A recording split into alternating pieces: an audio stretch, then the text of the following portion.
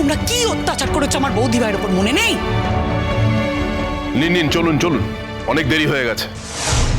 জিনিসপত্র ওরা কিছু নিয়ে যেতে পারছে না। বাড়িতেই সব জিনিসপত্রগুলো থাকবে, আপনারা একটু দেখে নেবেন। যদি বাড়িতে না থাকে, বাইরে পাচার করে দিয়ে থাকে, তাহলে লোকাল থানায় একটা এফআইআর করে দেবেন। আচ্ছা, আসছি তাহলে। আজ আমি সত্যি সত্যি মুক্ত হলাম, সত্যিই মুক্তি পেলাম। আপনাদের যে কি বলে ধন্যবাদ দেব, এই একই দাবি আমিও করছি।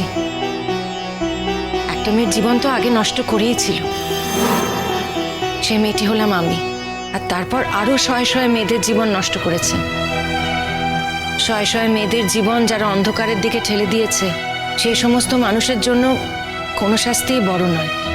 আমি আপনাদের কাছে দাবি করছি, আবেদন করছি বলতে পারেন, এই মানুষটা যেন কোনোদিনও জেলের বাইরে বেরিয়ে সমাজের অন্য মানুষের কাছে আর মুখ দেখাতে না পারে।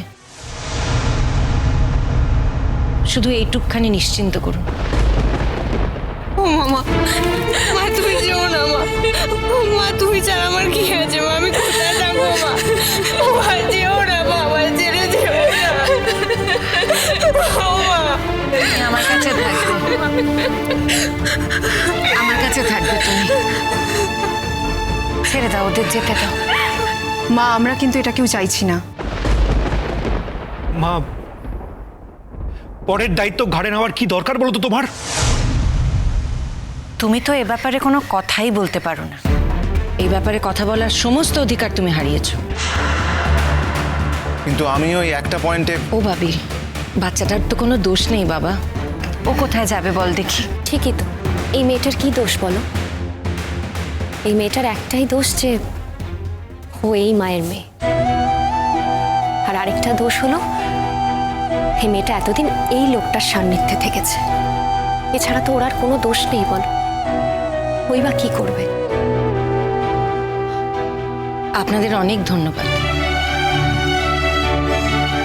চলুন।